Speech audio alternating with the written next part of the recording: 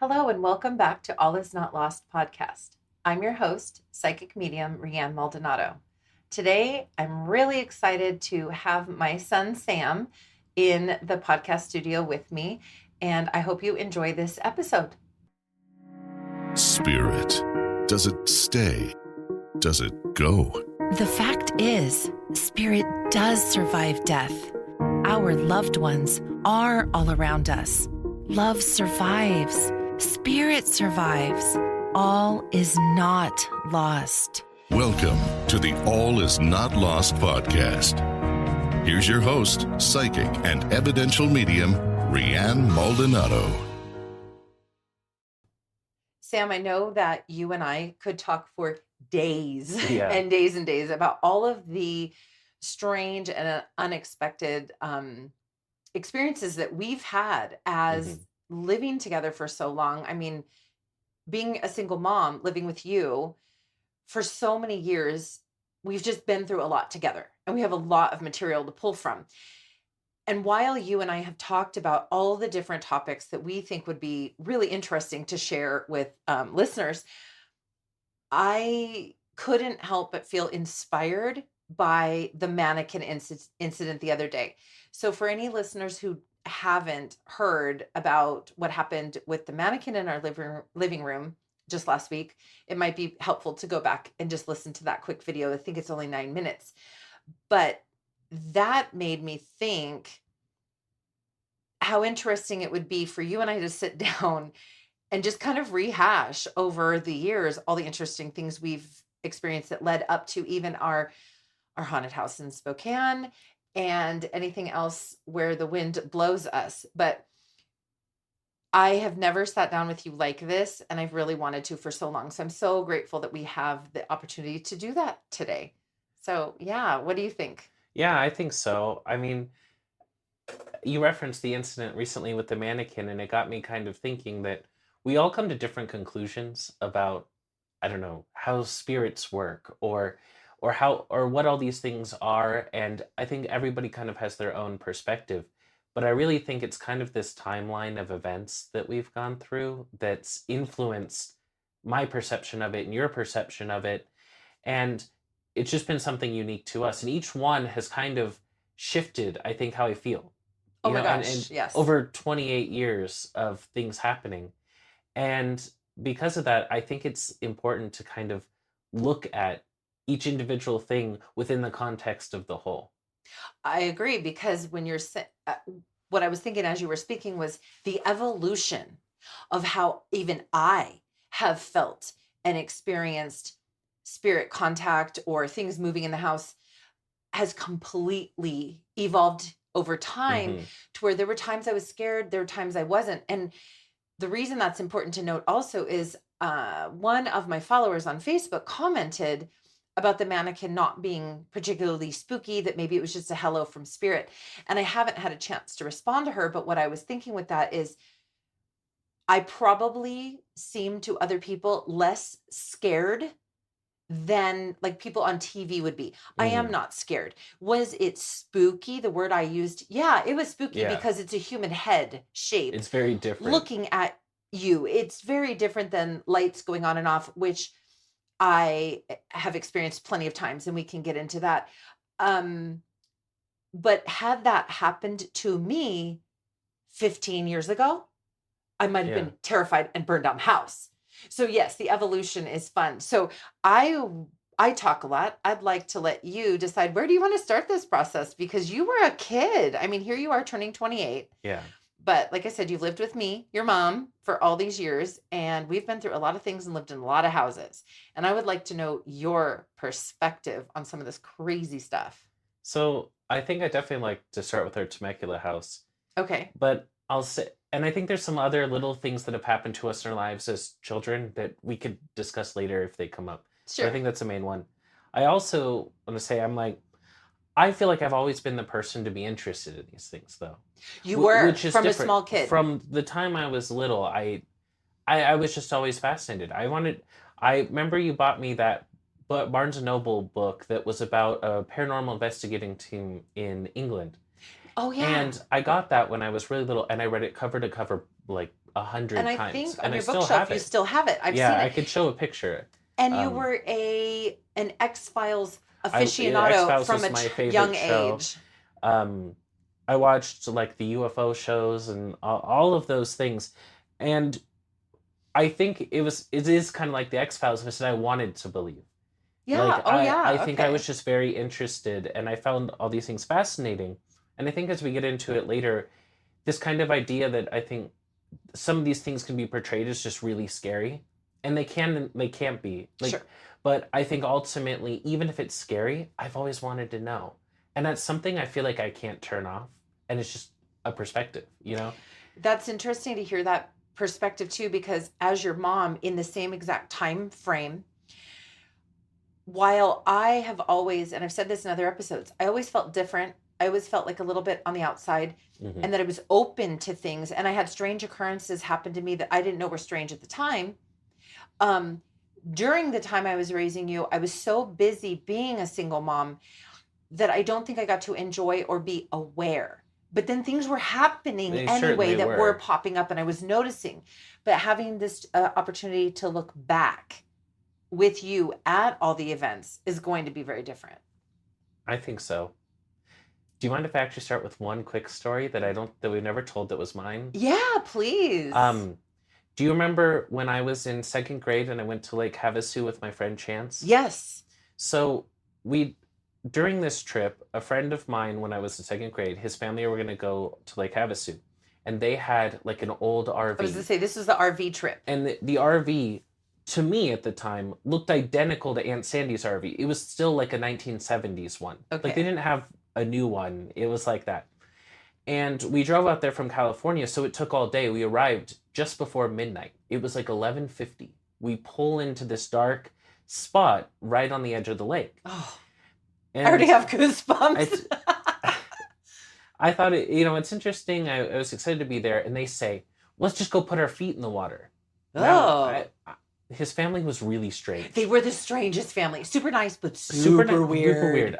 The one thing I always tell people about this family, every corner of their house had a doll covering her eyes looking in the corner. Like they were faced in the corner as a Were decoration. they decorative? They were decorative. Okay, It but they was were creepy. Yeah, they were like cloth, like sewn dolls about a foot tall, and they had their hands over their eyes and their face in the corner. And they had those in multiple corners in the house. And their house was very dark, like up on a Yeah, hill. they were a strange family. Anyway, so we go to put our feet in the water, and I follow along because I'm a kid, and it's just they tell us that's what we're gonna do. But then everyone turned around and is walking back up the beach, and I'm still in the water about 30 seconds longer, looking out across the lake. And on the other side of the lake, I'm telling you, I saw this giant bright light. It was like if I had held up a quarter in front of my eyes, like pretty big, like maybe about a foot from my eyes, and it moved across the sky and went down behind the water on the other side of the lake. Like a big orb. It was a massive orb. Right. I don't know if it's in the sky or was an orb. To me, it felt far away at the time. Sure. Like I've seen photos of like a comet or something, and it's fairly small, kind of like a dot in the sky. This was like as big as the sun Oh my in gosh. size and day. You know how big Yeah. like that circle would be moved across the sky.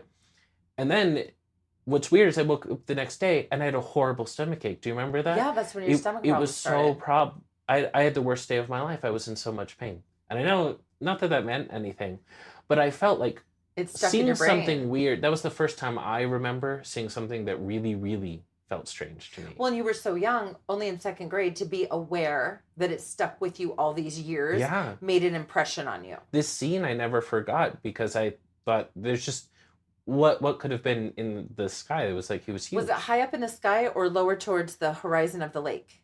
It started in the sky and it moved from the top left of the sky to the bottom right and then disappeared behind the water. Interesting. Do you remember as a kid what you were thinking it might have been? I couldn't. You were just in awe. I just thought I don't know what it could be.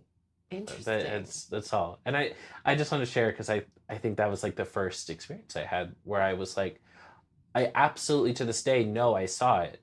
Yeah, And there's I no ca- doubt and in your I can't mind. explain it. It was very weird. Well, not I know I used the word orb a minute ago, and I Yeah. know that people overuse, in my opinion, people overuse the Hmm. word orb. We've done enough experiments. We know enough that oftentimes it's dirt, it's dust, it's whatever on the lens.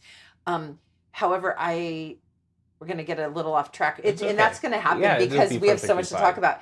about. You and I both have completely unrelated, amazing orb stories in our Temecula house. Oh, In no, the our Murrieta, Murrieta house, moving back to the same city or the area. same area. And that area has a ton of developmental history, like from what it used to be to what it Yeah. is today. So I want to just put that in there really quick. So I am oftentimes a big, not skeptic, I got to come up with a better word, of orbs.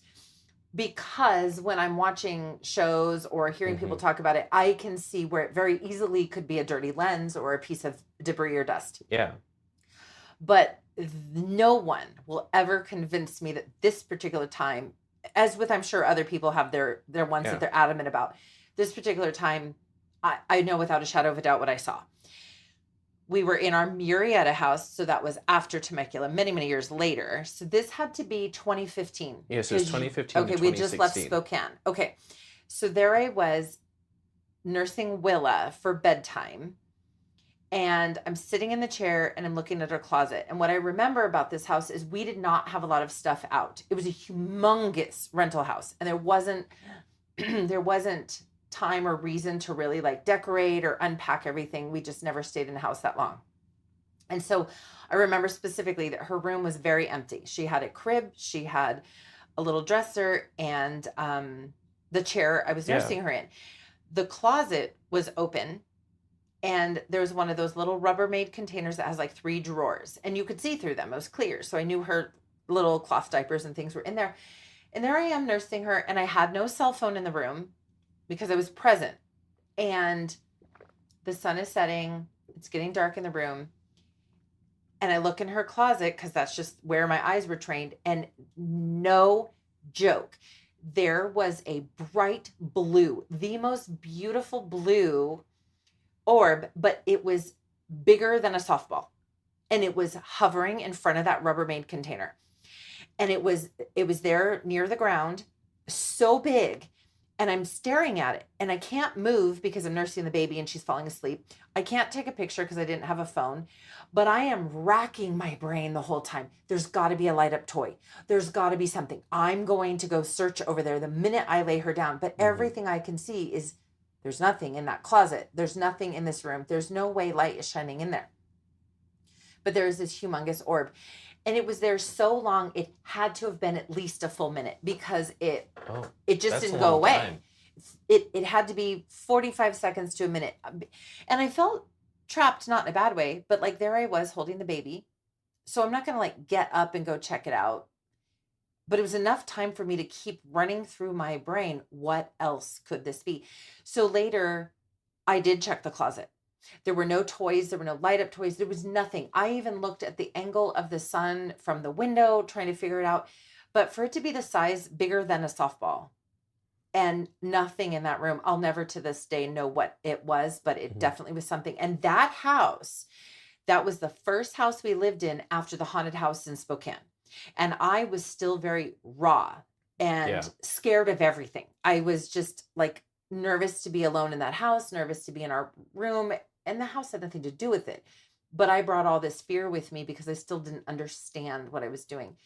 And I know you just recently told me you had a similar experience in that house. I did. And actually, I want to say what's interesting is when I was telling the first story in this one, I am in a minute, I haven't talked about the color. But both Oh. incidents were, I would say that it was blue, but the center was Mm. bright white. Like, imagine if something it was like a light bulb that was so bright, but the outer edge is bluish. That is what I saw. Interesting. Okay. But what's interesting is so I was laying in bed in my room in that house one night, and I opened my eyes because I was like, I had the light off for a little while, but I was like getting settled, right?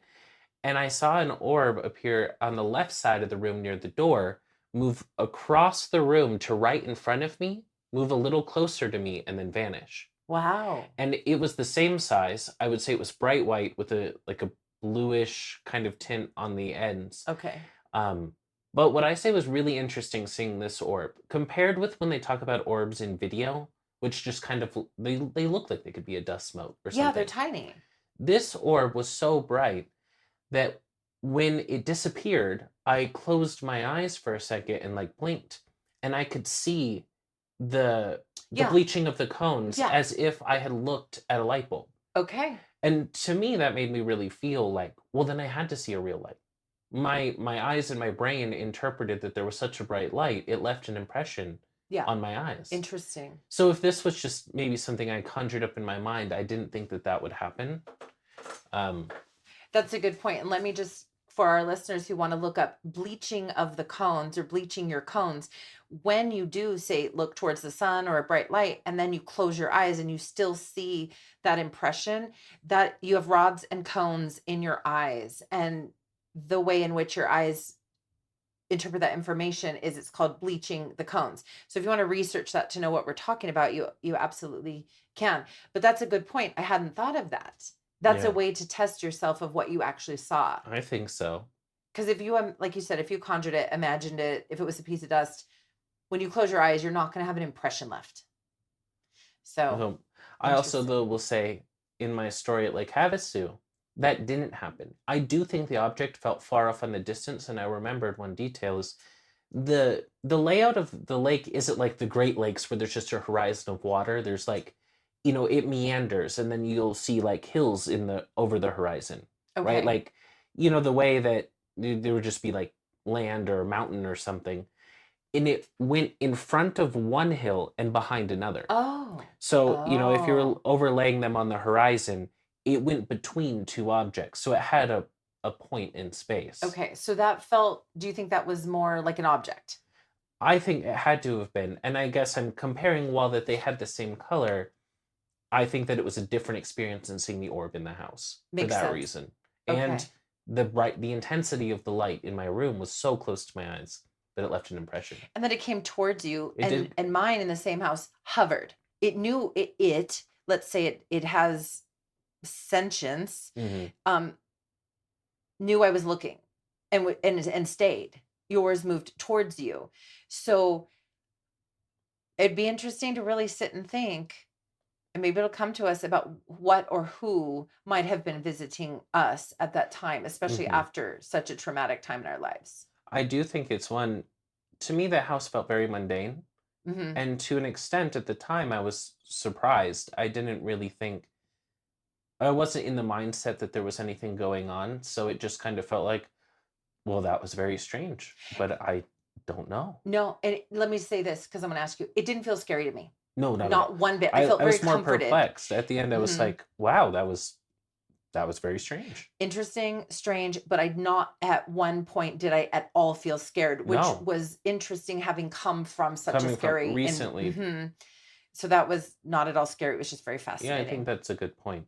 I also, I guess I'm saying if we're going to get into other experiences we've had, Yeah. and seeing kind of this bright object, I don't think in its own way, seeing just like a bright thing of light isn't very scary. True. You know what I mean? To me, seeing the orb, while anomalous, is not in itself a frightening visual, as No. some of the things that I Like, saw yeah, something later. turning, something moving, Yeah, something, right. right? So Good point. Well, let's go back in time. So yeah, you and I were living in Temecula in California by ourselves around 2005 2005, and then a couple years. for a couple of years. And I want to give a little bit of background on that house because you weren't with me when I met up with the realtor. Yeah, you need to do that first. So we were living in Escondido still, and we were going to buy a house. And Temecula was nice and more affordable. We could get more house for the money. And so I got in touch with a realtor online, and I told her what we were kind of looking for. And she put together a whole day of house hunting with some listings. And I go up there and we look and we look and we look. And every single house, I was like, no, not this one, not this one. None were really that exciting. hmm And we were looking at one, and I don't remember what the problem was. And I don't think it matters because then we turned, and across the street, she said, oh, that house is for sale, but I didn't have it on my list. And for whatever reason, and we know, I was like, ugh, I'm not interested in that house. And she goes, well, let's go look because we're right here. Yeah. And I was like, okay, fine. So we go in there, and I'll never forget. It was very strange. The owner of the house was sitting on like an ice chest, a cooler, in the middle of the kitchen, looking all like downtrodden. Oh. And I guess he was doing some repairs. It had been a rental. And so it kind of had some things wrong with it. Well, we did a tour, and I remember going in the master bedroom, and instant, I did not want to be in this house. And I don't know if I'll be happy to know if you remember this. They had it staged with crappy furniture. And there's a bassinet. And there was a bassinet. You should, because I went later. Okay. And the bassinet had a blanket over it. Yeah. And okay, bassinet shouldn't be scary, even with a It blanket was. over it. So the room was heavy. It was dark. It was heavy. I didn't feel good. And then we went in the bathroom, and the realtor was gushing over the master bathroom because it had really expensive tile on all the walls, the floor, Everywhere. everything was tiled. Remember that? Felt you were in like a stone room. Yes. It was weird. And instead of being impressed, I just felt yucky. Mm-hmm. So we leave, and I was like, yeah, no, I'm not really interested in that house. But that was when I was married to not my husband now. And it was his turn to come up and look at some houses. He had been working. And funny thing was, he instantly loved that house. He's like, this is the one. Yeah. This is the one. I will say, objectively, Uh-huh. it was a nice house. It was a gorgeous house with a perfect I yard. want to make it clear. Oh my that God, I the can house. picture the front. Yes. And in a really pretty neighborhood. Beautiful It was neighborhood. right off the main road. Great view, great breeze, Mhm. lovely backyard, nice And- neighborhood. Everything was perfect. But something On a cul-de-sac. inside was yucky. Yeah, in a cul-de-sac with other kids. Yeah. It could not It have looked been a like more ideal. idyllic. A community pool that was like Olympic Oh, it size was and crazy. stunning. Anybody would have wanted to live in this house. So I felt weird that I didn't.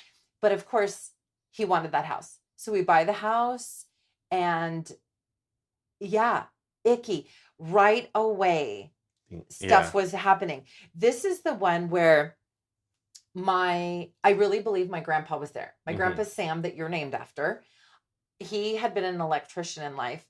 And this is where all the electronics, all the lights were starting to adjust all the time. And I just felt this comforting sense that it was my grandfather.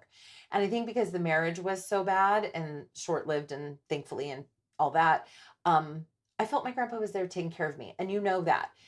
And I want to share some of that, but I want to let you talk. So that's the setup of why we were there, how we got in that house, and where some of this joint stuff started to Yeah. happen. I think there were a couple things. One more interesting feature of the house was, do you remember it had that bonus room off Yeah. the kitchen that had a weird multicolored fan? Each of the fan blades Yes, was a different primary color. that's right. And it In was this ju- beautiful this house. neutral colored house. Yeah, and I believe the walls were painted a different color. If I can't remember. I think they were just neutral color. But it was just kind of different from the rest of the house, and it Mhm. kind of felt like, well, what do you do with this? Yeah. But anyway, I think that aside from the thing with the electronics, which is the big one, I think definitely the weirdness with our cats. Mhm. Through the Travis whole lost thing, all his hair. yeah, the cats started losing their hair, and they were acting very strangely. And then what I really focus on for me was the master bedroom as well. I do believe that, like, when people talk about like paranormal encounters and things, and they talk about an oppressive atmosphere, like, I really believe that, like, that's a hallmark. It is something you can truly feel. And there was something about stepping into that room that I just can't even describe. I was taken on the tour, and I saw the room with the bassinet and the staging, and it did feel spooky at the time. But later on, a lot of things happened, and eventually the carpet was ripped up in that room, Mhm. which just made it a million times worse. The carpet was gross and never going to be like cleanable. And so we just ripped it up thinking we would replace it. But then for a while, it was It's just like- a plywood floor. So there was a point later where the cat box was in there, and Because I got divorced and I moved out. yes, Just so our listeners understand, I moved into one of the smaller bedrooms. You, Sam, had the other small bedroom, and we just dedicated the master bedroom to the cat Yeah. box. and I don't remember why, but for some reason we had to keep the cats like in the room at some point. I remember several times like this. Yeah. So I would have to go in and close the door while I clean the cat box. I think honestly that was one of the most times I've ever been scared. I truly felt as a kid that rarely did I feel like really, really scared. Like in And danger. this was like I was holding my breath, counting the minutes. Like if I stayed here 1 second longer, something bad was gonna happen. I felt the same And no way. matter how much the windows were open and there's sunlight coming through and you can see the house behind, I felt like I could not spend 1 minute longer in that room. I don't think to this day I've been in a location where I felt like I needed to leave immediately. Mm-mm. Even when we've been to like the Yuma prison in the solitary confinement cell or all I these agree. things, I've never felt a sense of like I need to leave this room as much as there. So I think, and then there was one other incident. I don't know if you remember, but there's one day we got locked out of the house for some reason. And the only way in was, I don't remember the situation, but we got a ladder to go up into the master bedroom because the window was open. And Oh, I right over the had, yeah. balcony.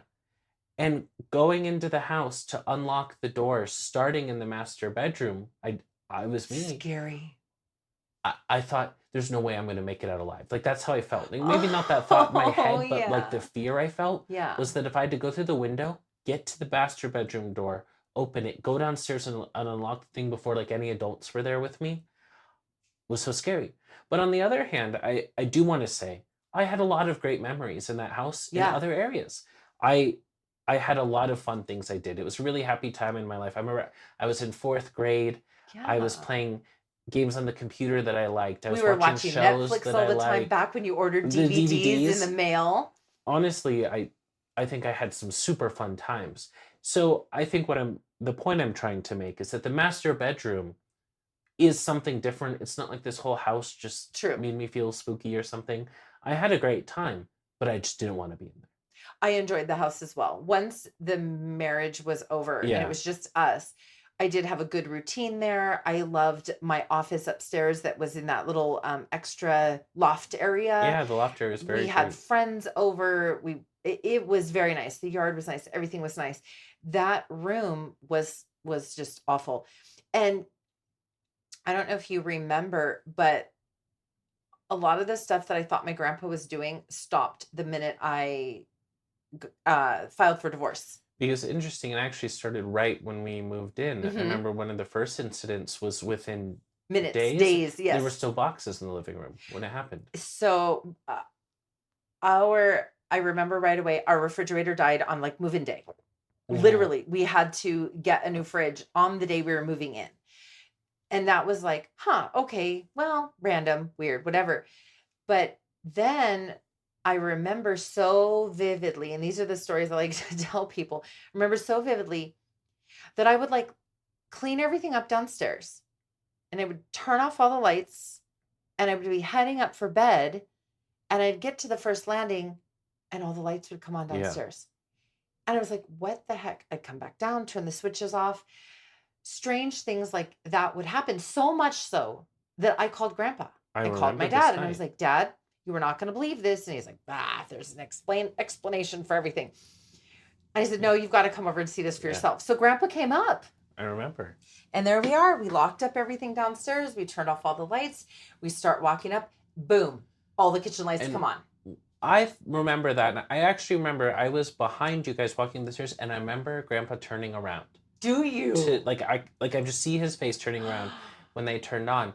And what I think is, I mean, you could see a million paranormal investigations, and they can ask the spirits to do whatever and be just waiting for evidence. For something to almost be on command Oh, yeah. and really prove itself to someone who came to be skeptical, Yes. it is pretty incredible. It was super incredible. And that it happened multiple times. Yeah. And that there was always something like that going on.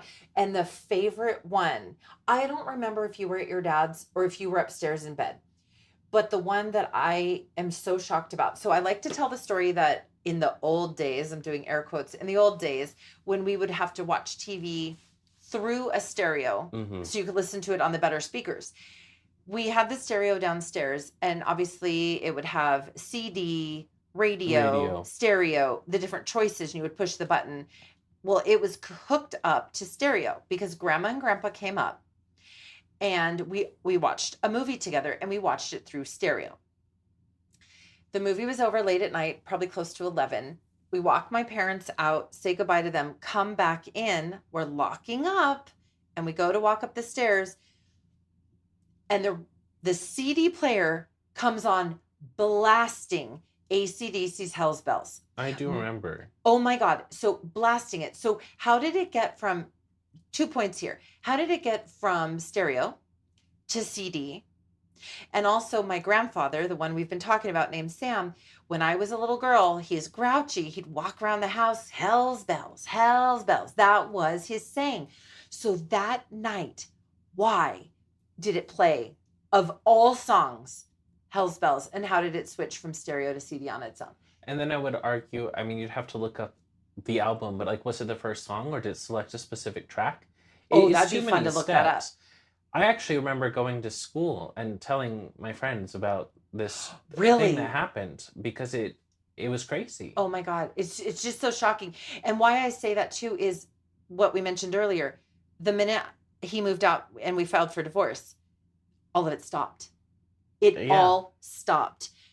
And I felt like saying to my grandfather's spirit, well, I remember thinking, thank you for protecting me. I know that was you. And now you must not feel that I need the protection because I'm no longer in this situation. hmm But how do those things just stop? I feel like that one was pretty clear. Mm-hmm. I think, for a lot of other things you don't know or there might be some ambiguity, I feel like in this one it was very clear and he responded to like Grampy coming over and other things.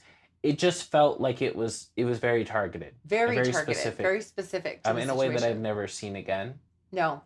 And isn't it interesting to think, so just for anybody who's listening, this was before, again, way before the Spokane house when anybody ever told me I was a medium, before any of that. So at this point in my life, when that was happening, when that was going on, I was still in the mindset of I'm just weird and different.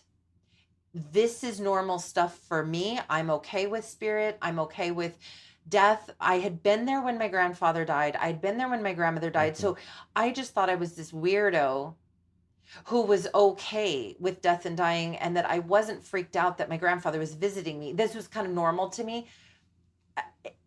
So strangely, before I ever even got further in this information, that I had something else going on in Yeah. my life. I think, if I remember correctly, immediately though, I don't know if you made the connection to your grandfather, because I remember talking at the time, oh, all of these spooky things have happened, including the bedroom. And I feel like at that time, it was just like, all this house. But then I think looking at it later, there's obviously a difference between the events going on with the lights and the music and the room. The And room very was different 100% feelings. separate. Yeah, the room, and maybe grandpa was there for some of that too. My grandpa, I don't know, but that's a great point. The bedroom, completely isolated, so different, don't want to even think about it. Yeah. But the other stuff with my grandpa doing these things, I think it was him letting me know he was there supporting me in this terrible marriage. Mhm. I think it's interesting because we're going to be discussing this way that some of our perceptions have changed. And I feel like a thing that maybe I feel like I believe now is, especially after what we go through in Spokane, I don't believe maybe in like portals or something, or like the way that they talk about that, but I feel like a location can be, maybe it's not that there's specifically a spirit, but a location itself can be off. Or there Well, can be something bad. Lloyd Auerbach and I talked about that when I interviewed him Yeah. about some, oh my God, why did the word just something just left my brain? But how there can be some electromagnetic fuzz, for lack of a better word, Mhm. something in an area that can create all kinds of weird things. So you brought up location. Yeah.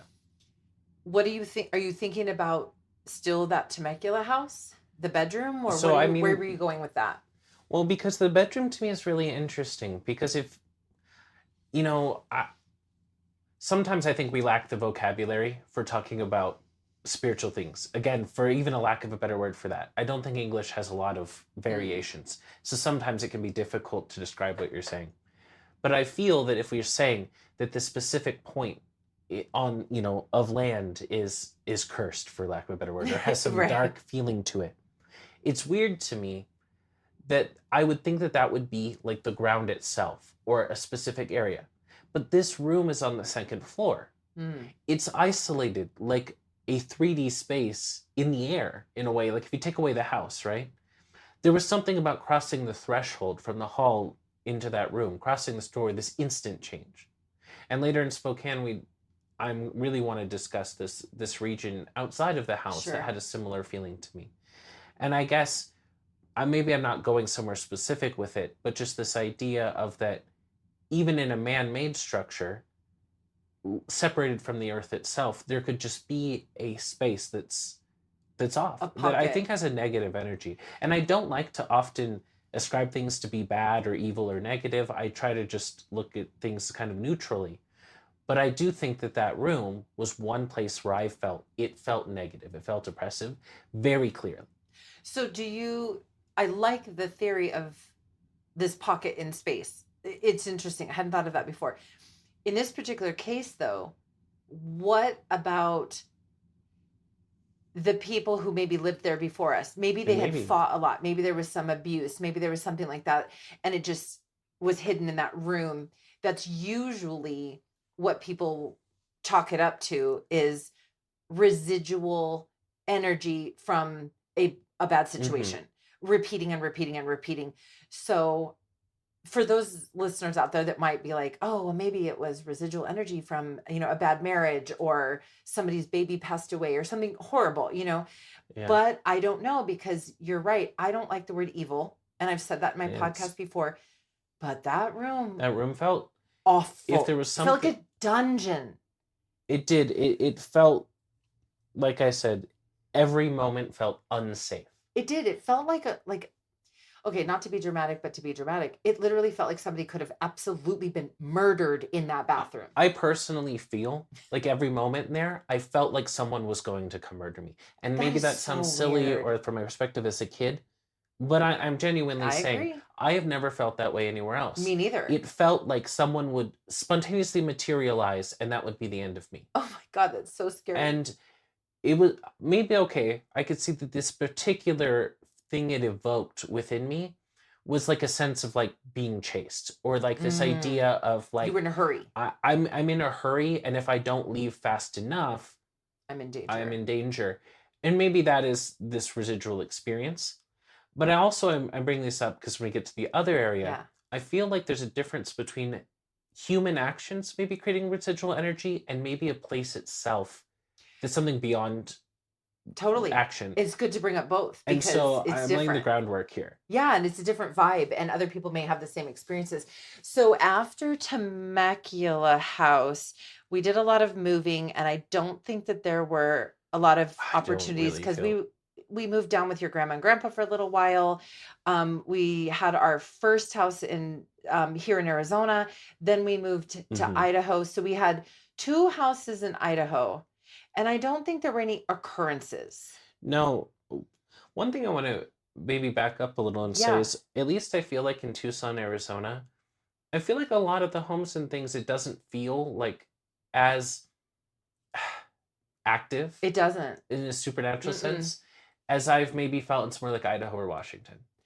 That is Um, an interesting point because I feel the same way. There's a lot of activity that we felt up there, whether yeah, we were going to, like, say, estate sales and into people's people's homes. homes. We also went into a lot of homes because we were in a lot of play groups because your sisters were babies. Yeah, We went into a lot of homes up homes. there, and it was a very, very different vibe than anything in my childhood in Southern California and our Temecula homes. That's a great point. And you could say, oh, maybe it's because it's a little darker and rainier and cold. But I think there's something to it. Even Sarah said Sarah's my wife, by the way. She said to me the other day, she's like, I feel like there's something about the Pacific Northwest Sure. being off, Well, there's being more a little serial spooky. killers, And a lot of crime. it actually came up because we were talking. She saw the thing about a serial killer in Washington that was the most prolific in the U.S. we never heard of, and I brought up Mhm. the serial killer in Spokane that we had heard about, Yeah. and we had known people who'd been involved in that case. And let's just add for our listeners that Sarah is a non-believer, big time, about a lot of this stuff. I feel Yeah. sad I sometimes that guess her mother-in-law is a crazy psychic medium, because she can usually come up with an explanation, or she just kind of rationalizes these things away. so. I think to clarify, because I might come up with things that I've talked to Sarah about later, Okay. and on our different perspectives. Sure. But I think Sarah is someone who believes, and that's why she chooses to rationalize it, because she's more fearful.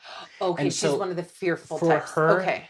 she needs to tell herself that it has to be this because it would be difficult To for live it in to a be the real world. thing. Okay. But she certainly believes that it's all real, Thank you for which the I do think is a clarification. different perspective than your like dismissive kind of person. Absolutely. Absolutely. Great point. Thank you for clarifying that. Okay, so different energy in the Pacific Northwest than say the Southern California, Yeah. Arizona, where we are now.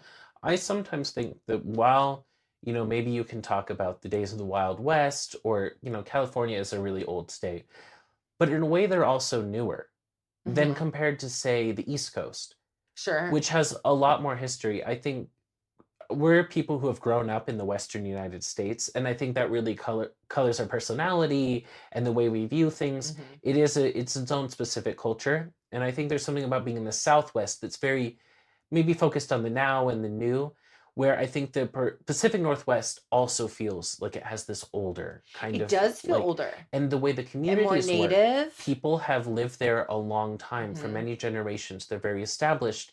It's more difficult to break into as an outsider. I was just going to say, let's do a funny note Yeah. that we were told literally multiple times by people, oh, we're original owners. Oh, we don't need friends. We have friends. They're not very welcoming to new people. And while we did make friends, a lot of people said, no, we're friends with people from kindergarten, and that's just the way it stays. And I thought that was really Mhm. interesting. I mean, we grew up near San Diego. It's a melting pot if there Yeah. ever was one. It is, incredibly diverse. There's lots of people, and no one's really feeling that they have a claim more than Everyone's a anyone else. transplant, just like here in Tucson. Yeah, and Tucson does have that vibe. And Mhm. to me, sometimes I think that's the collective mindset feels like newer and different. I think when you're in Arizona, there's certainly locations that have an old history. You can go Mhm. to a mining town, you can go to something that's connected to history, but the cities themselves are very recent in a way. Like if you go to like the center of Tucson, sure, it was established in the 1880s. Sure, but Marana, where But we Marana live, was isn't. 1977, You the know, year I was born. I was Or was it 97, the year you were born? I think Marana's newer. I Yeah. was looking at Oro Valley on their website yesterday, which is a region where I live here, just down the road, but it's a separate town. And they said that when they first incorporated in the 70s, that they only had like 150 residents or something. It was Wow. such a small circle. And only in the last couple years has it grown to be like 20,000 or something. Okay. Well, here we're going to go on a tangent, and then we should get over to Spokane. Temecula. Temecula was a When I was a child, stop. Temecula was nothing. Mhm. There was one dirt road. No one lived there. It became a boom in like 1997, like when you were born. That's when things started to happen out Yeah. there. My aunt and uncle lived in one of the very first housing tracts that was built right off of the main drag in Temecula. There was nothing there. So interesting that we're talking about It these is. little tiny. I think just two anecdotes on that I think are fun is I've met people from other states who know of Temecula, California, and I was surprised because in my mind it's not like a big city like San Diego. It's kind of far away inland, and they're like, I just hear about it as this like fancy city, Yeah, like because of the the wine wine country. country, this Yep. like metropolis out there, this like luxury city. And in my mind, I'm like, oh, it's just It's just Temecula. it's just a place. It is beautiful. It's a beautiful place. I but just we had didn't interesting experience it like that. someone else's Yeah. outside perspective. Also, when I was at that church event with Sarah the other day, we met an older man and a woman who both had lived in San Diego in the past, Okay. but they both lived there in the 60s. but haven't Oh, really been back since. And the guy even said he left in like 68. He's like, oh, when I lived there, Escondido was just a gas station, totally. Yeah, when off my the dad road. was born, that's how it was. And that's incredible to me compared Yeah. to how it is. But that's that newness I'm talking about. Where I will say, in places like Spokane, many of the houses are over 100 years old. Yes, and they It's all have basements. Sorry, Yeah. that's just a side note. They have basements. I think I just want to make it clear that a lot of the construction, a lot of the place in the city are at least 100 years old. Where we're talking about, these places that we've lived in California and Tucson are within the last few decades, within one lifetime. True. And that's the The difference. South Hill in Spokane. Is even older. Remember we'd go visit Emily in her house and they look modern and new, but they're not. Do you remember the South Hill was where that serial killer operated? Mm, He mm. killed women off of Sprague and then Oh my buried them in his God. backyard in the South Hill. Oh, isn't that nice? Anyway. Yeah. So a little food for thought there that if you want to do some research on serial killers, they're very, very prolific in the Pacific Northwest where we lived for a while. Mhm. And okay, so Okay, so we yeah, move on to the yeah. house in Spokane. Do some because they've heard me talk about this house a lot. I would Mhm. like you to do some lead up as again a teenager perspective. How old were you? And talk about the location, your friends, Sure. all of that stuff, because I think it really matters and it paints a picture different than my picture. So I think for just a bit of background, we had lived in Post Falls, Idaho, and it was 30 minutes away across the border.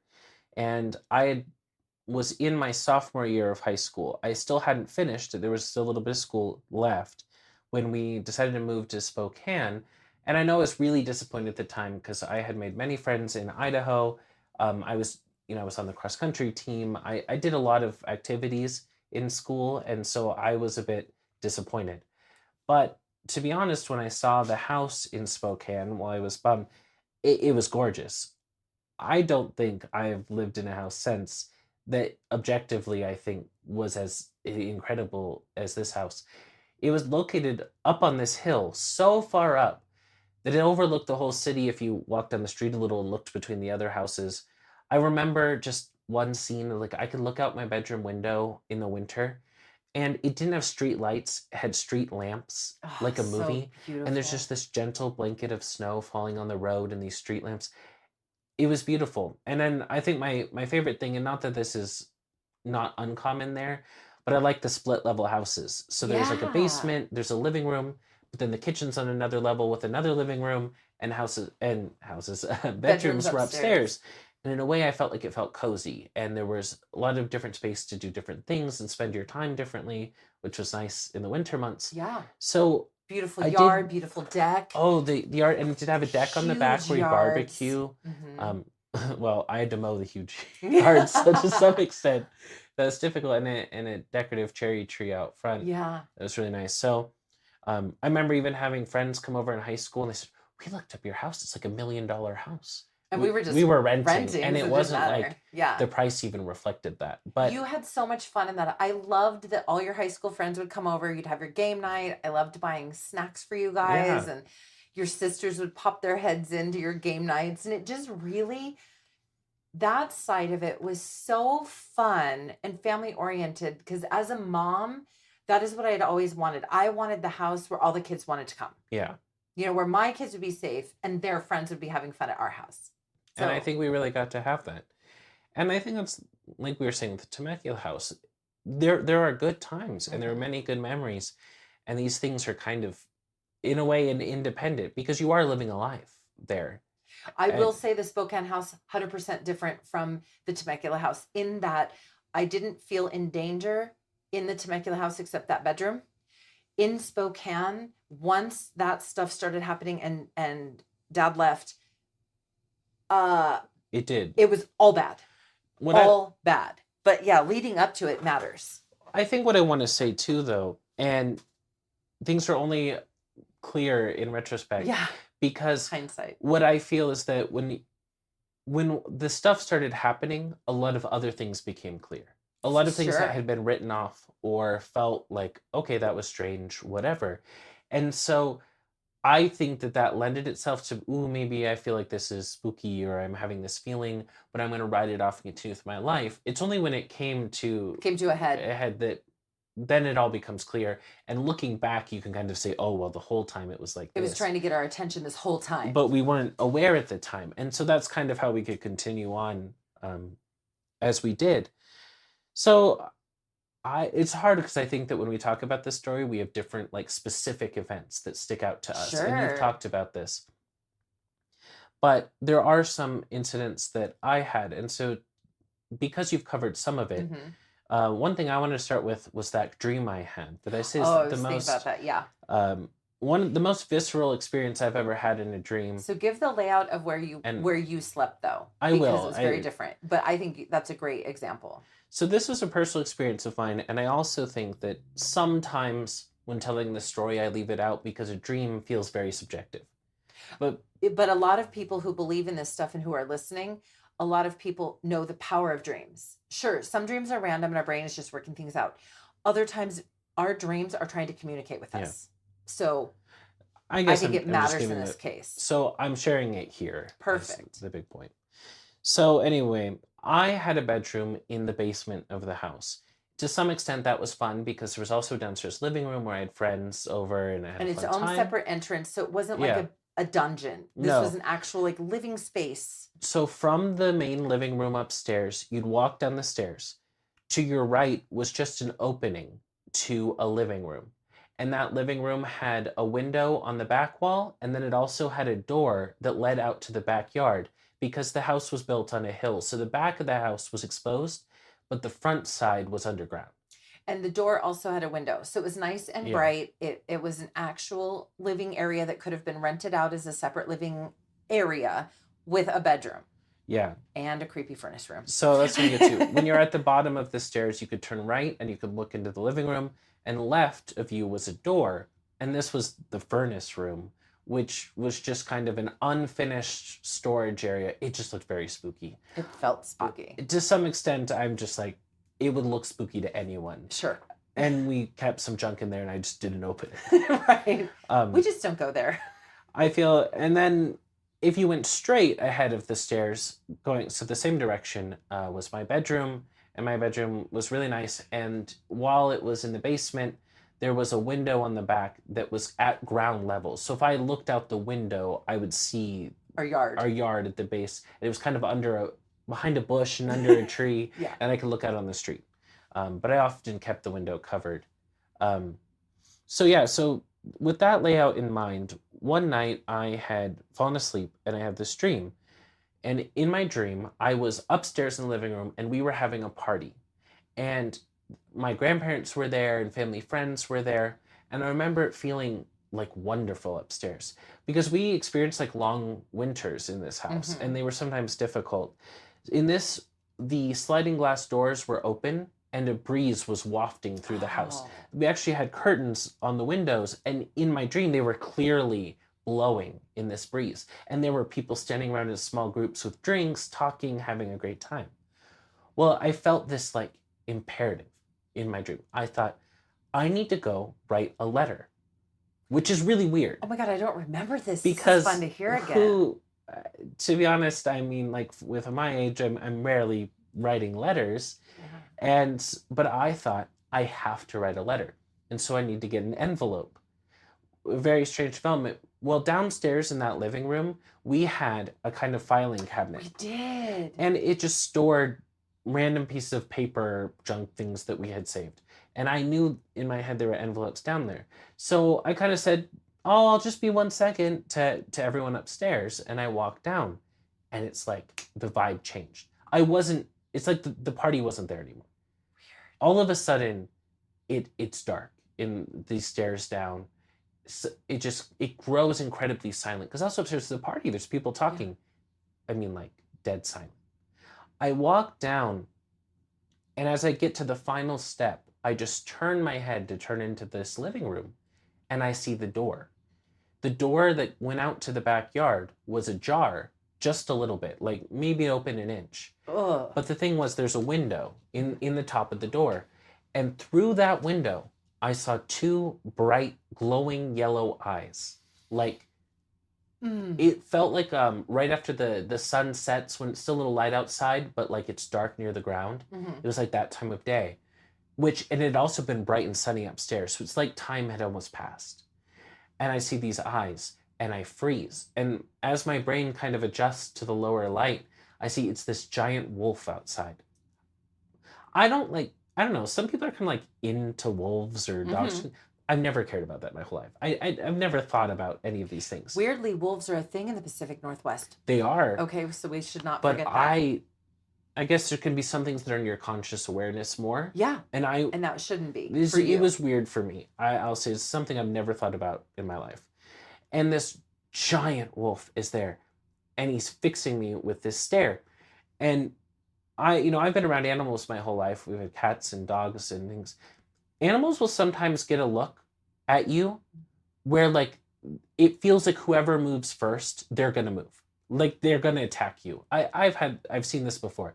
Even my house cat now will sometimes just get kind of a wild look in his eyes and do this thing. And that's like a familiar thing. And that's how I felt. He was poised and like ready to move. And it felt I froze. I had my arms up in the air. They were above, by my chest, and I just didn't move. And I knew, I'm like, the second I move, he's gonna launch forward. And the door was ajar in your dream. And the door was ajar. He's gonna come for me. And I stopped, and it's like, oh, time slows down. I think to myself, do I run up the stairs, or like, what do I do? Do I run into the room? And I just made the decision, I'm just gonna have to run up the stairs. There's nothing I can do. And I took a breath, and I started to turn to my right. I moved my left arm to the right because I was turning my upper body to turn around and go up the stairs. And in an instant, the wolf burst through the door, and there was a couch along the wall, jumps on the couch and sinks its teeth into my left forearm. Oh my God. Because I had brought it up to turn. And I felt the bone crunch. Oh my God, and I don't remember it. And I woke up screaming. Suddenly I was sitting in my bed in pitch black, like sitting straight up, screaming and covered in sweat. Oh my God. Oh my God. Obviously that stuck with you for all these years. It was so real. And it was the moment by moment thoughts are still in my head. I know what I thought every second of this encounter. I would like to do some research on wolves because remember they were reintroduced or introduced illegally up in the Pacific Northwest, and then people were allowed to kill certain amounts of them or weren't. You got like $100 a wolf you killed. There were billboards, at least in Idaho. I don't remember the specific rules, the laws, and history. I know there was something. But some people would hunt them because you could get paid per wolf killed to thin the amount of wolves there. So I would like to know, like, the historical significance and also spiritual significance of wolves as spirit animals or anything else to do with wolves, because maybe there was some communication, some letting you know there was danger.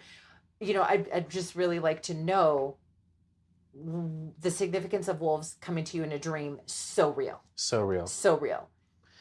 I think in some way, this thread that I've been talking about, this like connection to a place, I sometimes wonder if this spirit or whatever it is was connected to the land, not the house. There's a reason I feel like the wolf came from outside inside. Interesting. Which was a little bit different than some of our other experiences, which were very location based in the house. Yeah. Things happen kind of related to locations where events occurred. Right. And we can get to that. And so I felt that this was different. To me, it struck me as, we kind of lack the vocabulary. Yeah. I felt like this place had more supernatural phenomena than other places. 100%. Like it was kind of a place where more things were able to manifest. And because of that, I believe I had this experience. And I think in some way, it was separate but somewhat related to what was going on in the house. But it didn't feel like a manifestation of the same things that were occurring. No, or vice versa. What if Jan did these murders and hurt himself and the fights happened because of the location? That's my theory. theory. It drove him to do things he wouldn't have normally done. And I'm going to lead into what I know where you're going. So while this neighborhood was one of the premier fancy neighborhoods in Spokane, people know this neighborhood, Northwood. I don't even remember. Is that what it was Yeah, there called? were these big mansions up on the hill above Yeah, us, even bigger than the house we were in. and it's funny because comparison, it's certainly not a mansion. It's just a beautiful, nice house up on this mountaintop. But I'm known for everywhere we live, I drive back roads. That, as a kid, everywhere we would move, the first thing I would do was start exploring back roads. I like to know how the grids connect, how roads connect, and different ways to get different places. I don't just stick with the main road. And so the main road would have been Argonne and the freeway. But I discovered the back road leading out of our neighborhood, and I found all the back roads to get to your high school. Mhm. Once you moved over to Gonzaga and you were in high school downtown Spokane. And so I would drive this back road frequently with your baby sisters. And there was that really dippy area that dipped down that would freeze in the winter, and we had to be really careful or you couldn't get back out, where all that creepy stuff happened. But then you'd end up through really kind of a crappy part of town. It's the part they made fun of. Yes. People in Spokane make fun of this neighborhood for being kind of the worst neighborhood in town. Right. But we would drive through here. And I remember when I talk about what happened with me getting in touch with Brittany, the medium, about Jan and everything that happened in the house, I was literally driving that back road to come pick you up from high school. And I pulled over at that Panda Express right outside of that crappiest part of town when I heard my phone ding and got the message from her. So this area around the house, the park was strange. The roads were strange. Do you remember that abandoned house off to the side? Right at the top of the mountain that we would look at all the time. yeah. That was very spooky. And It was very it wasn't abandoned for a while. We watched Yeah. people moving out. And then the weird door. We have pictures of the weird door in the side of the mountain. There were so many strange things. And so, yeah, I think it was Columbia. Oh, is that the name of the of the street? road? Okay. And we were in this community that was on the hill. On the side of the hill and kind of down in the base was another housing community. And that's part of the story because that's where the other house Oh, that's where right. Jan's girlfriend lived. Where she moved out and went So this road, Columbia, ran westward out of this neighborhood. And the first thing you would see was the housing development that was around us would stop. And then there was this kind of creepy, I'm going to say shack. It was It's like maybe a shack. unfair, but like to. It was a shack. somebody lived there, but it's a very rundown, very scary house. And then the road went through an area of forest. It was outside of, it was in the middle of the city, but there was this area that wasn't developed, and there's kind of like an electrical station in there. So it just kind of felt like you were outside of town for a little while. When you got to the end of the road, you went down a small hill, and this is another thing, I don't know what it was, but there was this strange door, this massive iron door built into the side of the hill. I like think I have going a picture underground. of Grandma and Ruby looking We at do it have a picture. somewhere. And, I don't know the significance of the door, but definitely it's creepy. kind of a spooky thing. And then there's this neighborhood. But I think in describing the things I saw in this area, the first major part was all around the neighborhood, there are these flocks of magpies. Magpies. Oh my And God. I have never really been conscious of them before. But when I want to stress, I think there were hundreds. Oh yeah, all the time. This wasn't like, you see one wild bird here or something. I mean, just massive flocks. You could wake up and the entire lawn or an area could just be covered in these birds, and they're quite large. But the reason is really spooky. Which I didn't know until we looked it up. Well, first thing was we go down this road almost every day. And what's strange is that every day something on the road would change. Yeah. The first example that I think is a little less spooky, but setting the stage. For example, one day there's a car there. You drive back and forth. Well, the next day Like an abandoned car. like an abandoned car, like it's parked on the side of the road. A few days later, you get up and drive, and the tires are gone. The next day you go, the doors are gone. Then the windows are smashed. Just Then stripping there's it over pieces. time. Then there's just debris, and then nothing. And then one day there was a big TV put out I there. remember the big TV. And slowly it degrades day by day. And you say, oh, it's vandalism or something. But the strange thing was there were always animal carcasses on this road. Big Big ones. ones. I'm very large, like deer or elk. And it's not uncommon up here to maybe hit those animals with your car. So I think very initially you could go, maybe this was an accident, but no. Imagine this animal, you see this body lying on the side of the road, which could be an accident, okay.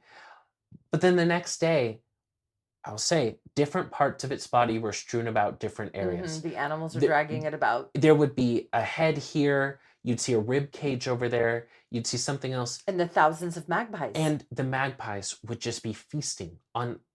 It really felt like piles Which of I of didn't raw know meat. magpies Were were carnivorous. carnivorous until then. And but this wasn't just once. This was years and sometimes multiple dead animals in this spot.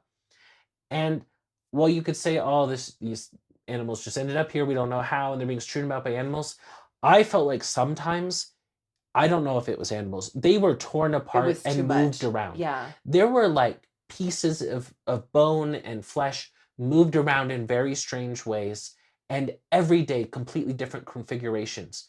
It was graphic sometimes, It was. and the sheer over time quantity of animals that died, large animals, and then effectively mutilated corpses All the along this time. road. To me, that was terrifying. I thought that was so strange. And the fact was, I think the number of magpies in the neighborhood had grown to an alarming And you would amount. hear them. and And it would be it was loud. a scary sound. And I think it's in the because there silence. was so much food. So much to eat. There was no reason I think the population should have gotten that big. But that also to me confirms just how unusual and strange all of these animal deaths and mutilations were. That's so And weird. while It just compounded. It it added to compounded. the creepiness of everything around there. I think to this day, what I really feel is that that is the other area. You could say that was the activity of someone or people. To me, that stretch of road I felt agree. absolutely terrible. Well, I don't It was believe in oppressive. portals and words like you It were. said, yeah, That it felt, is an it was a interesting negative place. place. It was a place that felt, they said, there were more supernatural things that happened. There were more disturbing things that happened. In this neighborhood, there was just something that made it very different from what I would say a normal place would be. And it was like that bedroom It was to me. really scary one day when I was on my way to get you, and I think I was running a little late. And I don't remember why it was so urgent that I changed your sister's diaper, but something happened in the car where it was like one of those where I've got to help her right now. Yeah. I had to pull over Oh, and get out of the car, unbuckle her, take her to the back of the car, put the trunk down, change her diaper in the back of the SUV. And I felt like I was being watched and I was on a time clock the whole time. I have never changed a diaper so fast in my life and put a baby back in a car seat. mhm. I was so exposed feeling standing there on the side of the road. That's how it felt. No cars drive by. It's very isolated, yet it's a well-traveled road. It was awful. And I remember that day changing her diaper and no cell service. I Yeah, it couldn't have would cut called if out I for that needed whole anything. distance. Was horrible. It felt like a location like vortex. cut off from time, cut off from Yeah. the city, cut off from everything. And within this space, things were just not right. Mm-mm. But I feel that either that area extended to the neighborhood where our house was built, or that whatever was in this neighborhood Had leaked on, tendrils. yeah, had extended itself further. Yeah. I'm picturing Strange Escape. No, what's Stranger Stranger Things right Things. now. It was a feeling like that. And one thing I told Sarah the other day when I was telling you this part of the story, I didn't realize I hadn't, was that when I went to visit Alex at his lake house a few years ago, Oh. and Wyatt and Alex, these are two of my friends from high school, they picked me up at the airport, and we took a drive by the house. They wanted to just look at They it. wanted to go to our old house? They just wanted to look at it after the story and everything. Oh my gosh. All these years later. Yeah. So all we did was pull up to the road. Someone was obviously living Did you there. take the back road? And we turned around, and then we did. But I had the most sickening feeling because when we took the back road, they had built a whole new housing development where that shack was. At the Really? edge of the thing, it had extended into this area. And I just had this sense of dread because I'm like, it sounds crazy, but it just felt like this tainted land. And the Mm-hmm. fact that new families would be moving into these homes. There's Weird. a famous Lovecraft story called The Color Out of Space. And in this story, this strange meteorite falls on a farm, and this is in like the 1920s. These professors drive out from the university to come investigate it. They can't identify the material, they can't identify anything. And it like just kind of every day, it just kind of burns itself out until it's gone, right? But the farmer's like farm is like tainted. This thing is seeped into the ground. The crops start dying, his cows start Oh dying, my God. his family members start going insane. And it seeps into the well on his house. And his family is drinking the water. His family members are going crazy and changing, so much that his son throws himself in the well. Oh He has my to lock his wife and his other son up in rooms in the attic because they've gone completely mad. And these other people are watching his like farm like slowly. And then the big reveal at the end of this book is that the man telling you the story is a surveyor. They're going to build a dam and flood this valley to provide drinking water for the city. Oh my And he's gosh. there interviewing people in the future.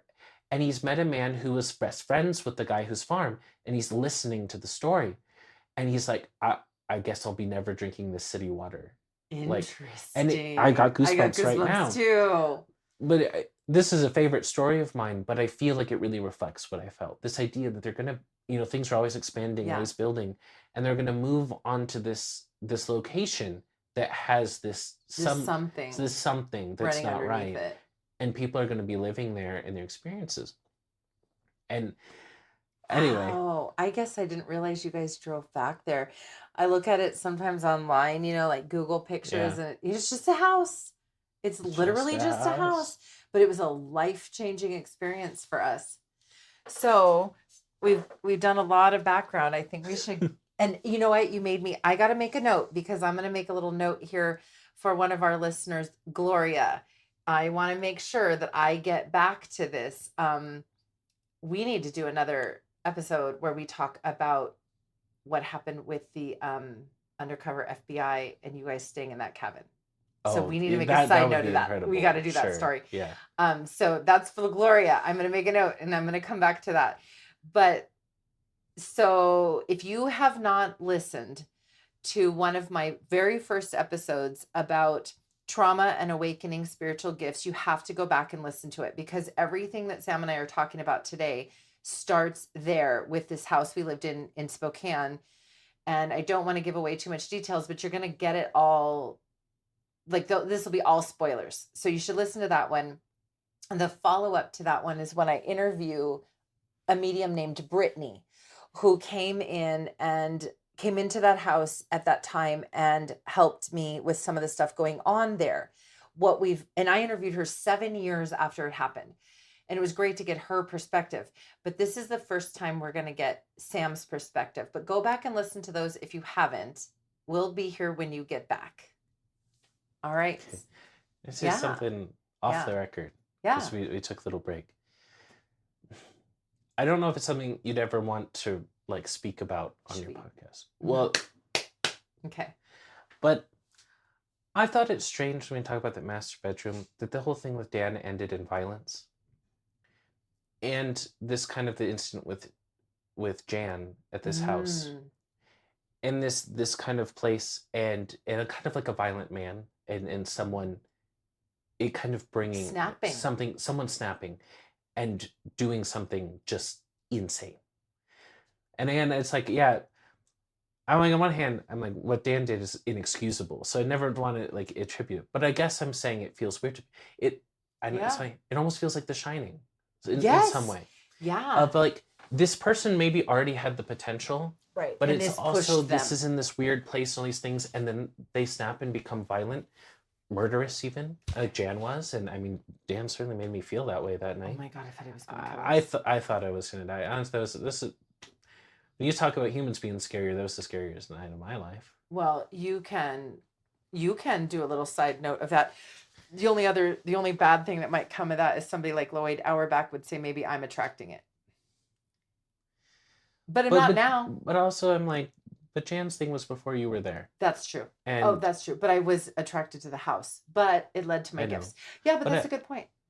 I also say is that living in that house is some of the worst time with your and Dad's marriage. God, and I say that publicly. Everybody knows And that. so just a train of thought I've had, and I Yeah, didn't well, know you if can bring it up. Okay, let me quench. need some water for sure. Okay. But I think we should say everything Mhm. about the story in the house, and then I'll say this kind of like my thesis is like there's this place and it can be connected to things that happen. So hopefully you've gone back and listened to the other episodes so you know what is going on in this house. But in a nutshell, to help Sam get started with his perception, basically, we were moving from Idaho to Spokane and we were renting. And instantly, I wanted this house that we found on Craigslist. And so we rented it, we moved in, everything started going to crap in our lives. The marriage was terrible, kids weren't sleeping. Like, I'm really nutshelling it here because you've probably already heard it twice. Come to find out, this is when I became aware of my mediumship through another medium who came over. And what we discovered is that the man who owned the house was living there with his girlfriend and her twin boys. And the story I heard from the principal of the school where my daughter was going is that one of the twin boys was autistic, and her words were that it was a bone of contention in the relationship. So the relationship got violent.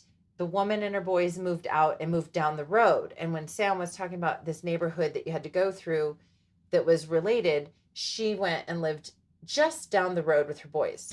Well, one day the owner Jan went and he snapped and he went to her condo and he killed her. And apparently he wanted to kill the autistic boy, but he killed the other boy instead, which horribly left the autistic boy with no brother and no mother. But then he came home to our house and killed himself. So that's the nutshell. If you want all the details, please do listen to the other ones. But that's what's basically we're talking about here. And I've given my perception a lot of times, and Sam has never been able to, on record, give his perception. And I really want him to touch on also that we had friends in the community.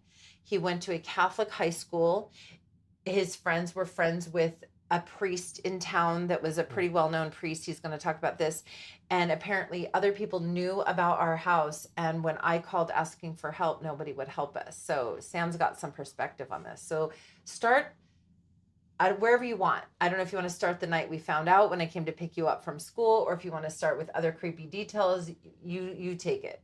Yeah, I think ultimately I had your experience downstairs on the couch that you told me about. Oh, with the baby. With the baby. Mm-hmm. And there had been weird things in the house. There had been my dream. There had been that road. The relationship. Me and Dad were fighting constantly. And that was a big part. Ruby not sleeping. Everything was just becoming very difficult. And I think, and there were a lot of strange things going on. But again, we hadn't attributed them together. But then there's the day that's talked about in the other podcast where the neighbor kind of revealed that there was something going on and you got more information. And I think that while we've gone over all of that, the interesting part was that we felt like we needed to do something, because ultimately I had to finish high school and I only had a little bit of time left, and then we were going to move, but we had to find a way to survive. So one solution was we asked the high school if they could do anything or if I could take my finals early. Can I interrupt you real quick? Yeah. I just want to go back in time a little bit to, and don't forget where you were. Yeah. Do you remember the night? Okay, so we found out one evening. I made you all sleep in my room. Yeah. I talk about that.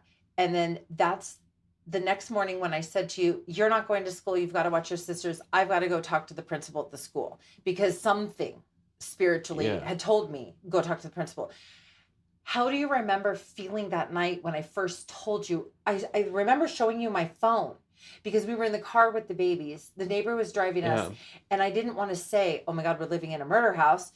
So I think I handed you my phone where I had texted it to Dad and let you read it. Do you remember that? So yeah, and to be honest, when I read that, I was really confused. Like it, Okay. I mean, immediately because that day, you always picked me up from high school. I didn't drive. Well, I stood outside for what felt like ever. Everyone had gone home, Yeah, and I I was couldn't get late. a hold of you. So I was, Your I phone was dead. mean, my phone was dead. I was really confused. And to me, it was a regular day. And then I come pulling up in a van You that's come not pulling up in this ours with a strange thing, and lady. you call me over, and I get in the car, and then you show me a message, and it didn't make any sense to me. Like at this point, I was, confused. Okay. I don't remember like exactly the following minutes, Sure. but we eventually were like, okay, yeah, this thing happens, or something's wrong, something's scary.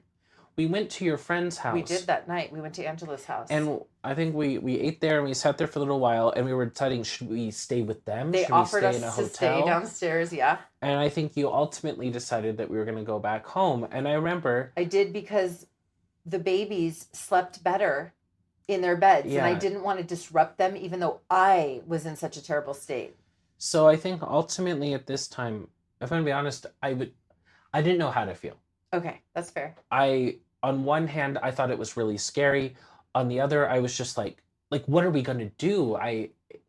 It just kind of felt like, I don't know, I froze because I didn't know what the right thing to do was. And again, I'm almost done with high school. That's kind I of, it's a think you had busy like time. 6 or 8 weeks left. And I have to do these final exams and it was like, I didn't know what we were going to do. And I felt, at the time, I'm like, we can't go back. Yeah. I Back was to the house. I was like certain that we were gonna have to figure something else out because it just seemed like too much. But yeah, ultimately had to go back and we had to stay and start doing it. And I mean, like living there and again, packing to and move. packing, and I just felt to some extent like that's what I was saying a second ago. But we were trying to find other solutions because it wasn't nice just being there It was again. horrible. And I think I want to I know it's been mentioned before, the baby monitor story, because Yeah. this has been, I felt before seeing the mannequin thing lately, Yeah. was the most I've ever seen in terms of activity, like obvious. So from my perspective, my mom and I were sitting downstairs and we looked at the baby monitor and saw that my sister had woken up and we were going to leave. So I walked upstairs and grabbed her, walked downstairs, and then I think we just like put on our shoes and walked out the front door. Yeah. Like it was very mundane. We were going to go to dinner. And so we ate and then we came back. And when we came back, I think we were like getting settled and one of us picked up the baby monitor and the camera view was completely different. Yeah, it was Like on the wow, ceiling. it was looking at the ceiling and it had been pointed at the crib. And I went upstairs to try to figure out what was going on. And I'll swear to anyone on here, there was no way this could have been an accident. It's hard to describe verbally. Yeah, you've drawn I had to draw a picture. diagrams. Yes.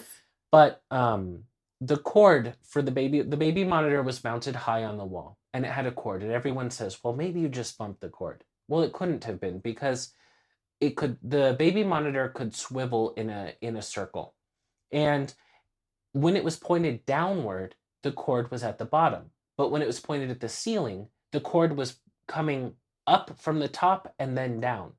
My point being that when it was facing down, if you tugged on the cord, well, it's already on the bottom of the camera. It won't turn. Someone would have had to turn it, and then now the cord's going the opposite direction. So there was no way that this could have moved by pulling the cord. It would have had to be turned manually. And it was high up on the wall, like by where I'm, and I didn't do it. No. And I walked in, walked out the door, walked back in the door, and it was changed. Do you remember we had Dad call the police that night? So we called the police. Because Dad was not living with us. He Yeah. moved out. He had to go take that job in California. So it was just us, me, and all of you kids. And I knew that cops always look at ladies like they're crazy. And Dad, having been a cop, I was like, you need to call the police and have them come search this house. And the cops came and they searched the basement, they searched the house, and they found nothing. They didn't find anything. Mm-mm. There was like no sign that someone like entered the home, and they checked every area, so there was nobody in there to assure us. There's no reason someone would have broken into a home Just and to move turned a the baby baby monitor. monitor and then left. No. So in my mind, that was absolutely definitive proof that something happened. I think it was a supernatural occurrence. I also go, there was the baby monitor photo, which we have, which which we we could have, and post if you remind me. we could We'll post. post that of Eden Um, in her crib and the other baby on the floor next to her. so yeah, there was something anomalous in a photo taken from that baby monitor. And that was the boys' room, the twin boys. That was their room. Yeah. And that's where Eden slept. And I know that that baby was curled up on the floor next to her. So in my mind, having already had that photo too, it was very clear. And so to this day, I've often talked that I think that a lot of things you see in paranormal investigations are very minimal. Maybe it's just like energy, like turning on a REM pod or something like that. And I still think those things are impressive. But I've always been a little skeptical about things moving because to me, in all my experiences, I'd only seen it once with the baby monitor. And I guess I'd always thought maybe it just takes a lot of energy or is hard for them to do. But this is the one case that I felt was, too, if I was to ever tell someone who's a skeptic, I would say this story is what I feel like is the absolute proof. I've had a lot of experiences, but there was nothing that there's no explanation. No, and in that case, you'd have to recreate it, mount that on the Yeah. wall, and have someone who's skeptical say, "Show me how that happened with the way the cord is Yeah. mounted on there." And not that you Yeah. convince anyone, I think my point is just that when I'm speaking, if someone was to ask me, oh, you've had all these experience, but like, what really makes you believe? And I'm like, well, that Yeah, to me, I could, if I wanted, write off everything else. sure. But that to me was definitive. Um, but I obviously don't feel that way. No, and when we And put it all together, and you it's put it just all too together, much. it tells a story. And I think Yeah. it tells a very clear story. And I think it's important to look at the thing as a whole. Well, I'm going to sidetrack here for a second too, because you mentioned the thing with the baby, and I just thought of something else that I did talk about in the other podcast, but your opinion here. Do you remember that baby Eden, who was sleeping in the room that was the boys' room? So not the one where the monitor moved, just for our listeners. Eden would sleep all night, 12 hours. She would never cry. She just was the perfect sleeper. And then towards the end, right after dad moved to California, she started screaming in the night. And when we asked her what was wrong, she said, "Something's trying to eat me." I remember that. It shifted so much. She literally said, "Something's trying to eat me." And I thought that was like a very strange and interesting thing to say, especially from somebody who had been sleeping perfectly. And then the thing with baby Willa, when I brought her home from the hospital and I was sleeping downstairs with her that you touched on, I've always said I don't believe in the word possession. But if I was ever going to imagine what a possession might feel like, that is how I felt that night laying there with her. So if you want to, as the listeners, hear more about this and know what I'm talking about, please go back to the first episode, Trauma and Awakening Spiritual Gifts. But the energy shifted and did feel dangerous and scary. Honestly, your experience down there on the couch is, to me, one of the scariest stories I've ever been told. It was the scariest thing I've ever lived through. And ever. Through everything, even, this thing about the mannequin and all this, I've never felt like really like I thought anything was like that scary or like that crazy. But to me, that story is the only time I've ever doubted or just had this feeling of like, maybe there is something that could be really terrible. Yeah, like a specific, maybe we should be careful. I think that's the only time I thought that, because it is truly a terrifying story, and I was scared for you when I heard it. Yeah. So I don't have much to say on that. That's No, just how I because feel. you weren't there, but God, that was awful. So I also want to say that the point where the man took his own life in the garage was actually right below those bedrooms. Exactly below. So where the incident with Eden feeling that scared in her room, and then the baby monitor, were in a way within feet of where just the distance between a floor, and so I have no doubt that in some ways those things were influenced by an event happening so close. Sure. And definitely location. So kind of what I'm saying, and it's hard to articulate here, but I also feel that the spirit of Jan, the man who did those things, I think is different than some of the other experiences we had. I do too. And I think there were two things going on. I think your experience on the couch, I don't believe that was connected to I Jan, don't think it was Jan. but It I was too do think that scary. Eden and Willa's experiences upstairs were. Yes. Or the photo of the child in the bed. Yeah. And then later, when we were moving out of the house and we were just about to pack up, a ball came bouncing out of the garage from Yep. that exact place all by itself. Yep.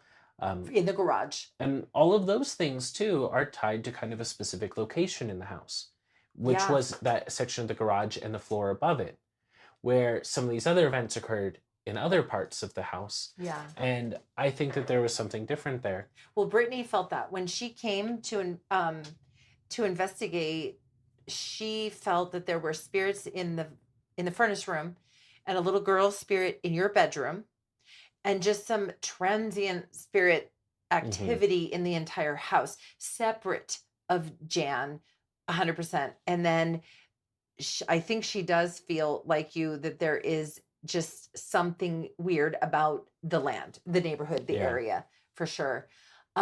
So then touching back on when it was so fresh and new, before I had gotten a hold of Brittany to help me through this, I was desperate, just like you were saying. Yeah. I did not know what to do. I didn't know if it was safe to live in this house. I didn't know anything about spirits. I didn't believe in mediums really. So I just felt so lost and out of control and home alone with a bunch of children. I didn't have family. I didn't have friends really. I didn't have Yeah. anything. So I joke that I know I called your school or emailed and was basically like, hey, you Catholic people help people on TV with stuff Yeah. like this. I need some help.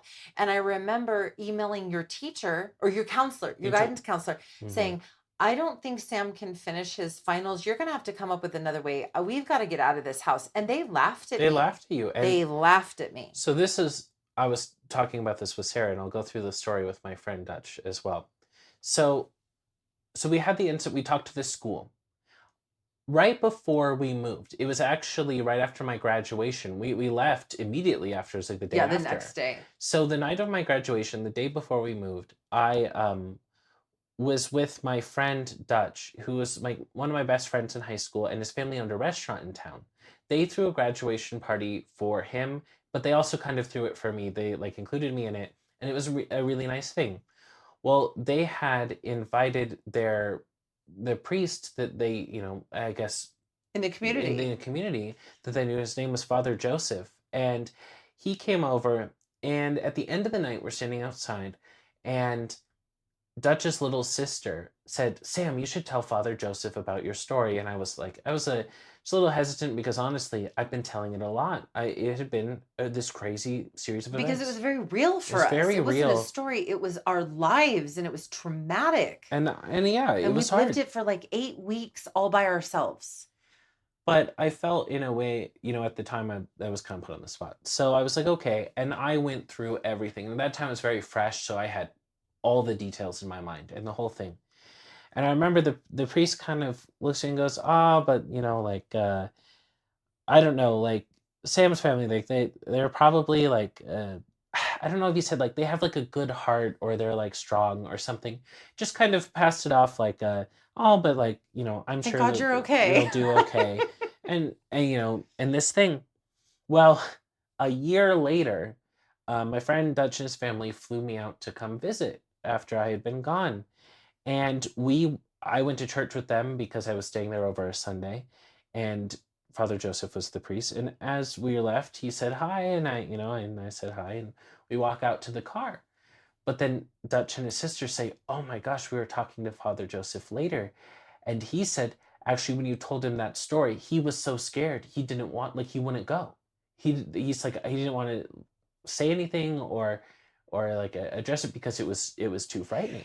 Had he heard it in the news? Was he already aware of it? Like some of our mom playgroup friend people? I can't speak to either way. Like that didn't come up. It was I knew just a lot that of he people was knew. scared enough of your When I told the you're story, recounting the story. He was too scared. They said he told them he could have never gone to the house. It was too much for him. Wow.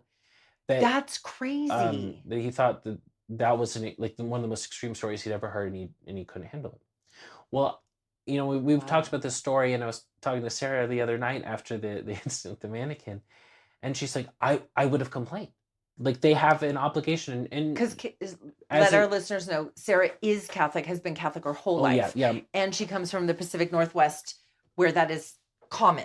So yeah, so my wife is Catholic, and she was explaining to me, she's like, they have an obligation to help with these things, and like 99% of priests are not like trained, but they do have people who are trained Okay. to deal with this, and like that is part of the role they fulfill, and that if something happens, they have an obligation to do an investigation. I thought They do. this. And she pulled up the web page or Okay. something to read me how they handled the investigation, and who's supposed to be called, and there's a procedure, because if you think about it, the Catholic Church is an institution. It has procedures for how they deal with certain things, and what they're and the duties they perform. And she said, you know, even more than the individual priest, Father Joseph, she's like, when you called the school, and I want to say that my high school was a Catholic high school who had Jesuit priests who worked there and lived on the school grounds. And at that point, the people should have taken it seriously. So That really irritates me because I yeah, told them I am a mom alone with 4 children for the next 6 or 8 weeks with no family, nobody to help me, and we're living in this terrifying situation. mhm. And they laughed at me. I will say the counselor was a jerk. She was awful. If I could Um, find that email, she was and awful to me. so I think it's unfortunate. I was talking more with Sarah about it, and I guess what happened was it was very normal for them to deal with these things. And then there's the kind of post like 1960s, people start to not believe in the supernatural, even Catholics. Okay. They stop believing in spirits or miracles, or like those things only happened in the past, or some people even tried to rationalize like the miracle stories in the Bible. To say, oh, there was Oh, a scientific reason why this happened. And I guess in more recent years, they've come out with more publication stance that no, these things are real, and like if someone is a Catholic, they need to acknowledge that, in a way, the supernatural is real. It okay. is the official stance, and I wonder if that is why some people, like you might speak to someone who is a Catholic and works at the institution, but laughs it off. Mm. But the official stance, and at least especially talking to a priest, Yeah. that would be considered that they didn't do their job. Interesting. But I could see why an individual who's just an employee is gonna not pass it along or not take it seriously. Sure, but Father Joseph, right? Yeah. On the He other hand, we were already leaving. Sure, but he probably could have had somebody at least talk to us or counsel us or help I thought us, so. something looking back. Ideally, what I think, so what it sounds like should have happened is that when we told the school, someone should have talked to us, and they do a thorough investigation first. Like, they don't come in. It's not like the movies where they Yeah. come in and do anything crazy, but they do research the incidents. They talk to the people, because also the thing is they take it very seriously about people having mental I health was just going issues. to say, they'd probably rule out mental health And first because they could help you. And I think in the way that, especially with Dad having been a police officer and things, and especially with the PI business, a lot of people who experience these things might have had mental health issues. But I also think that, I mean, it is a professional system. And I would have, I think at the time, we would have appreciated any help. Any validation, Any validation that what we were feeling was real, even if it was comfort, a anything. different belief system for Sure. how to deal with it. I think I would have appreciated the fact that there's people who go, no, this is real. What you're experiencing is valid. Being scared is valid, or having a Right. difficult time. I think that's what I needed, because I feel like people in the community either didn't want to deal with it because they were too scared, they laughed it off, or they felt like it was an entertaining story, but it was our lives at the time. Yeah, the owner of the house that we were And renting that was made me such a mad. jerk. When Dad called him and I called him, he said, I don't know what you're worried about. I've given you a safe place to live for the last few years. Like, and which prompted us, we learned, unlike some states, Washington State, they are not required to tell you that someone died in the home or was murdered I in the think home. that's absurd. Right. I So think some every rule states aren't required. Some have a statute of limitations. Others just don't have to tell you. So that was pretty dismissive and unfair. And Yeah. then I remember when I would reach out to some of the mom friends I had made through all the baby groups we were in, they were like, "Oh my God, that's your house?" And they Yeah. had been over there for parties and play groups and all this stuff, but never made the connection because listeners, you can actually still look this up in the newspaper. Like right now, you could see a photo of Jan. Hmm. This was a big newsworthy event in the town. So that's really Yeah. weird that, to know everybody knew, people knew, but wouldn't help, didn't want to help. I mean, people don't know what to do, to be fair. I get Yeah. it. But some comfort and validation would have been nice. I think we live in an interesting time. And maybe this goes into what telling you about that book we heard about. Um, but this kind of idea that on one hand, more than 50% of Americans believe in the supernatural still. Hmm. But I think that there is not an understanding of what it is or how to approach it. I think we're in this kind of this middle ground. Half the people you meet vehemently will tell you that it's the most ridiculous thing they've ever heard. I think the other half will believe, but they have so many different ideas And about and conditions and conditions and all these words. things Yeah. that it becomes so muddied. And I think a lot of people in situations and things just don't know what to think. And I often think that the first people they encounter have all their own preconceived notions. And it's really difficult. And I think that's why when we talk, and I know that when you do your talks, we really try to take a neutral stance or maybe only speak from our own experiences or do qualifiers in the statements we say. Yeah. Because I never want to say that I know the answer or I know how it works or these things work. Nope. I don't know if we'll ever fully know, but the best we can do is I do think you can respond to your own situations. I think you can keep an open mind, but I also think you still need to be critical. Hmm. And I think ultimately that what I'm saying is it is difficult to find help and it's difficult to find help that you can trust. Yes. And I think that's why with what you do with your mediumship and things, I think it's really good the way you approach it. If only so that people can kind of get an answer, an idea without kind of extra baggage and without an uncritical answer or response. You're always trying to offer evidence, Yeah. things like that. Absolutely. But, it's just interesting how we approach these topics, Yeah. So looking back now, all these years out, that was 2015, 10 years out from Yeah, that this is 10-year traumatic anniversary. event. It is. Yeah, I guess, oh my gosh, like February, March would have been, because I Yeah. think Dad got the call for the new job on Valentine's Day that year. So I know Okay. he was gone within a few weeks of that. 10-year anniversary. How do you think, because I know what I have said recently, and even in that big talk I just gave in Green Valley, I know where I feel, how I feel impacted by that and the positive trajectory it put me on, even though it was so traumatic. How do you feel? So I think that ultimately what I got was I was very scared at the time, and I don't feel as scared of, I guess, anything supernatural now. Me too. I think ultimately when I see a lot of things, I can go, that's very interesting. Maybe sometimes it's fun to feel a Fun to little feel spooky, spooky, but I yeah. don't, at the end of the day, feel anything serious. Not like I did through all those years. I think I've come to this, uh, very, I don't know. I'm sorry, I lost my words for a second. Yeah. But I've come to the conclusion, I feel, that I don't think most of the time anything is that serious. Maybe that's it. I believe that, you can have crazy events happen, you can have all these things, but I don't think that there's an immediate sense of danger all the time or that things are really difficult. And I think that sometimes when I watch like shows or investigations and they tell people immediately that this is a dangerous situation, it's something that I really don't like. And it's a pet peeve of mine. I think because I have lived through it, so I feel like I can say definitively that I think most of the time that is not the case. But I think that when I'm thinking back to situations like that road or that bedroom, I know there are times where I have felt like a genuine fear. And I think in that, I try not to, I just would never jump to that. Sure. Maybe if that is something that I encountered, I would acknowledge it again, and I haven't since. But I would just say to anyone that I think that is not something anyone should ever jump to. But I acknowledge I just don't know everything.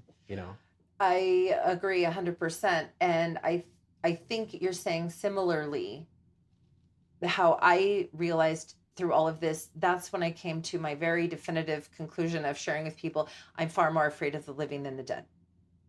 While scary things happened, I think it was to bring my awareness to a new level and to evolve me into looking at things a different way.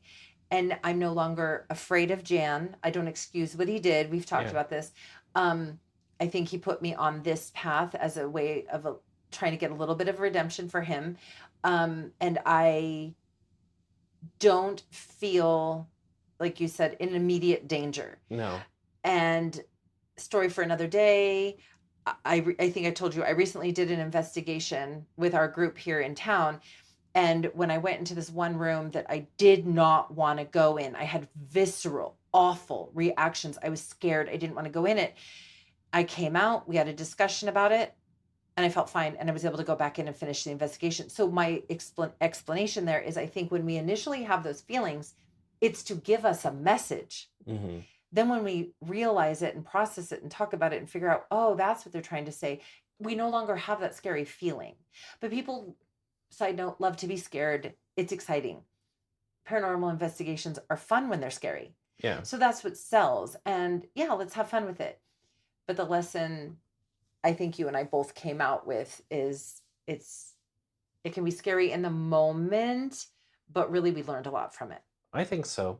I think that ultimately my conclusion with it all is I believe that if there was to be something bad or negative situation, the worst thing you could do was be scared. I feel like if we're going, let's make the assumption that that's real. Like for a second. If something could prey upon you, it would only be because it could scare you. And by being scared, you're inviting it. You're giving it power.